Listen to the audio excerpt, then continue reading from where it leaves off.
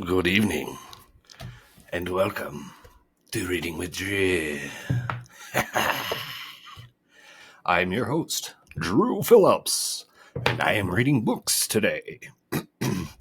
Well, specifically, just one, and it is this one, called The Phantom Tollbooth. It is a magical book to send you far away to the land of knowledge. And we are reading the 15th chapter.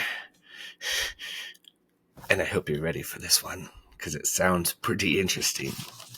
It is called This Way to Infinity. So let's get this one going, shall we? Yes. Indubitably. Okay, sorry. Got excited there. Let's do this.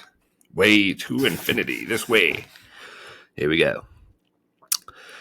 Into the cavern rushed 8 of the strongest miners carrying an immense cauldron which bubbled and sizzled and sent great clouds of savory steam spiraling slowly to the ceiling.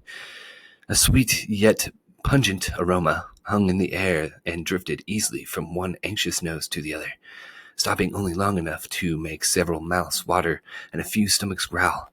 Milo, Talk, and Humbug watched eagerly as the rest of the workers put down their tools and gathered around the big pot to help themselves. Oh, I forgot the math magician's voice.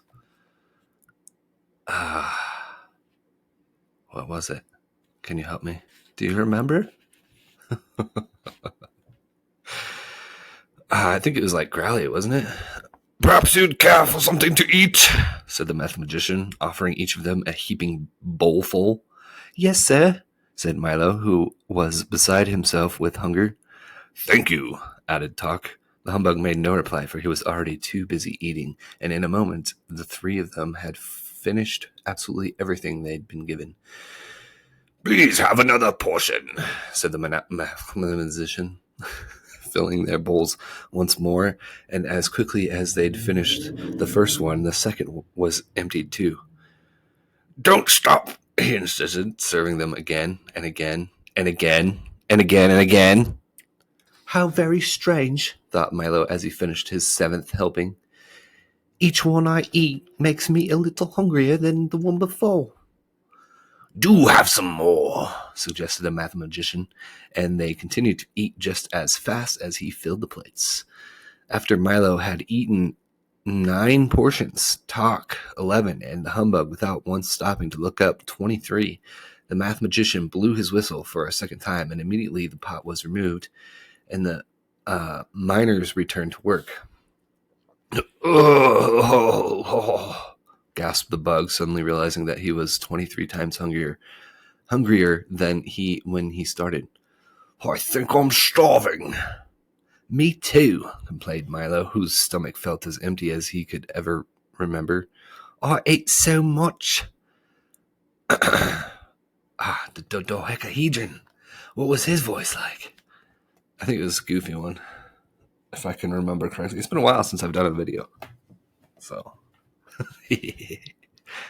Yes, it was delicious, wasn't it? Agreed the pleased dodecahedron, wiping the gravy from several of his mouths. It's the specialty of the kingdom subtraction stew. Subtraction stew. So they're subtracting. That's why they're still hungry. I have more of an appetite than when I began, said Talk, leaning weakly against one of the larger rocks. Certainly, replied the math magician. What did you expect? The more you eat, the hungrier you get. Everyone knows that. They do, said Milo doubtfully. Then how do you ever get enough? Enough, he said patiently. Here in Digitopolis, we have our meals when we're full and eat until we're hungry. That way, when you don't have anything at all, you have more than enough. It's a very economical system. You must have been quite stuffed to have eaten so much.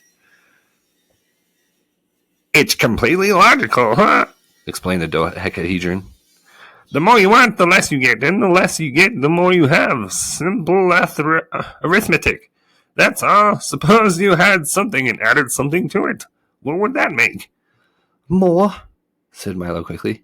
Quite correct, he nodded. Now suppose you had something and added nothing to it. What would you have? The same, he answered again without much conviction. Splendid! Ah! Cried the dodecahedron. And I suppose you had something and added this little nothing to it. What would you have then? Famine! Roared the anguished humbug, who suddenly realized that was exactly what he'd eaten 23 bowls of. It's not as bad as all that, said the dodecahedron, from this most sympathetic face. Oh, from his most sympathetic face. In a few hours you'll be nice and full again, just in time for dinner. Oh dear, said Milo sadly and softly. I only eat when I'm hungry. What a curious idea, said the mathematician, raising his staff over his head and scrubbing the rubber end back and forth several times on the ceiling. The next thing you'll have us believe is that you only sleep when you're tired. And by the time he'd finished the sentence, the cavern, the miners, and the dodecahedron had vanished, leaving just the four of them standing in the mathematician's workshop.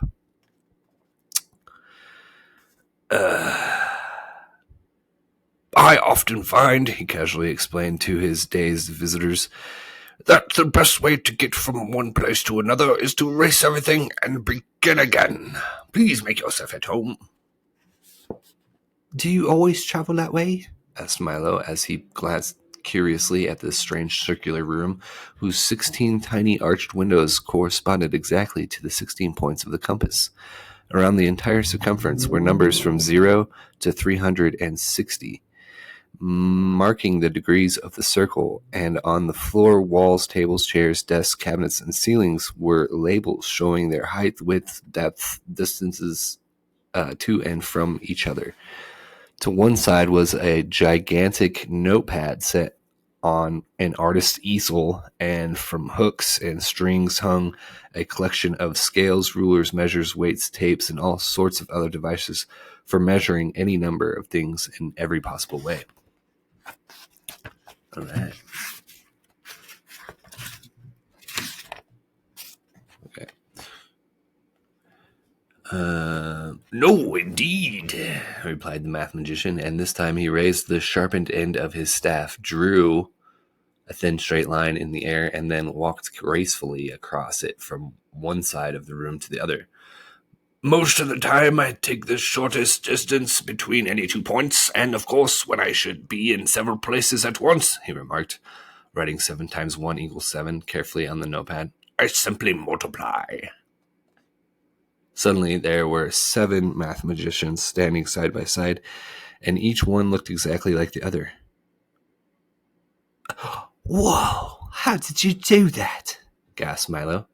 There's nothing to it, they all said in chorus. If you have a magic staff. Then 6 of them canceled themselves out and simply disappeared. But it's only a big pencil, the humbug objected, tapping at it with his cane. True enough, agreed the mathematician, but once you learn to use it, there's no end to what you can do. Can you make things disappear? Asked Milo excitedly. Why, certainly, he said, striding over to the easel. Just step a little closer and watch carefully. After demonstrating that there was nothing up his sleeves, in his hat, or behind his back, he wrote quickly, 4 plus 9 minus 2 times 16 plus 1 divided by 3 times 6 minus 67 plus 8 times 2 minus 3 plus 2, 26 minus 1 divided by 34 plus 3 divided by 7 plus 2 minus 5 equals. Then he looked up expectantly. 17! Shouted the bug, who always managed to be first with the wrong answer. It all comes to 0, corrected Milo. Precisely, said the mathematician, making a very theatrical bow, and the entire line of numbers vanished before their eyes. Now, is there anything else you'd like to see? Yes, please, said Milo. Can you show me the biggest number there is? I'd be delighted, he replied, opening one of the closet doors. We keep it right here. It took 4 miners just to dig it out. Inside was the biggest 3 Milo had ever seen. It was fully twice as high as the magician. No, that's not what I mean, objected Milo. Can you show me the longest number that is? Surely, said the math magician, opening another door. Here it is. It took 3 carts to carry it in here. Inside this closet was the longest 8 imaginable. It was just about as wide as the 3 was high. No, that's not what I mean either, said Milo, looking helplessly at Talk. They have a picture of the biggest number and the longest number here on the page. But I'm sure its size in comparison to the real life version of it that they're describing is much larger.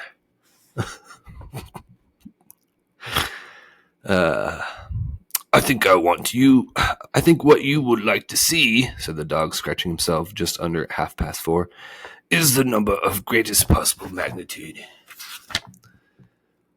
Well, why didn't you say so? Said the math magician, who was busily measuring the edge of a raindrop. What's the greatest number you can think of? 9,999,999,999,999, recited Milo breathlessly. Very good, said the math magician. Now add 1 to it.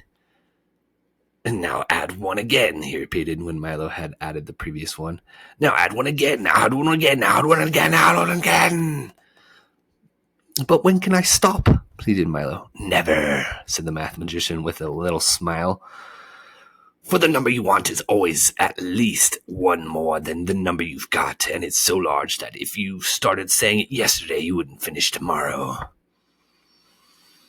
Where could you ever find a number so big? Scoffed the humbug. In the same place they have the smallest number there is, he answered helpfully. And you know what that is?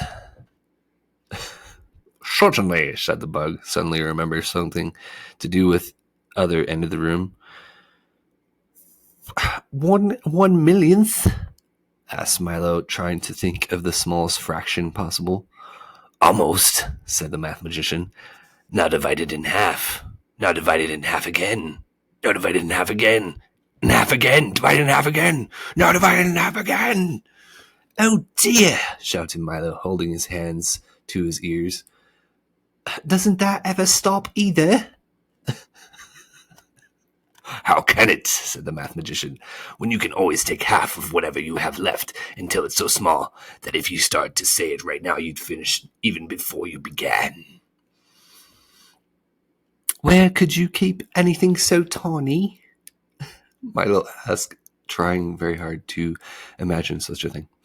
The math magician stopped what he was doing and explained simply, Why, in a box that's so small you can't see it, and that's kept in a drawer that's so small you can't see it, and in a dresser that's so small you can't see it, and in a house that's so small you can't see it, and on a street that's so small you can't see it, and in a city that's so small you can't see it, which is part of a country that's so small you can't see it, in a world that's so small you can't see it. Then he Then he sat down, fanned himself with a handkerchief, and continued. Then, of course, we keep the whole thing in another box that's so small you can't see it. And if you follow me, I'll show you where to find it. Woo! Just a second. Pause for the gods. Oh. It's like a Jackson hair in my throat or something. Woo! Okay. They walked to one of the small windows, and there, tied to the sill, was one end of a line that stretched along the ground and into the distance until completely out of sight.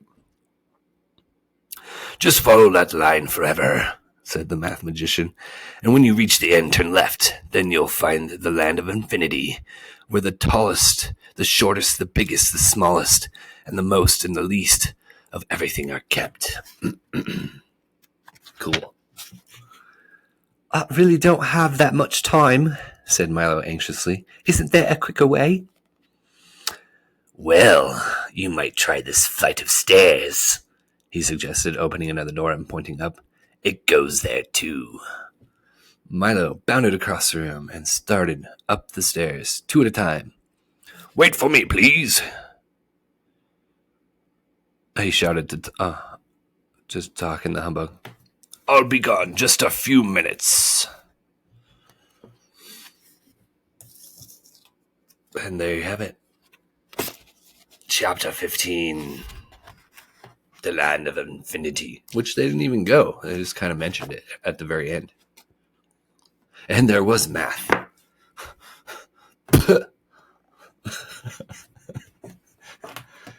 Where's the geometry? That's the cool stuff. Alright. Like his room. That was cool.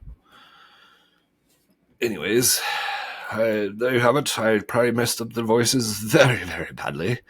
But, that's kind of a given when you're doing it on the fly and without even thinking. Which is what I do most of my daily tasks.